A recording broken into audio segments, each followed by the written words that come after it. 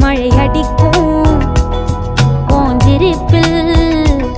செடி முளைக்கும் நான் பூவாக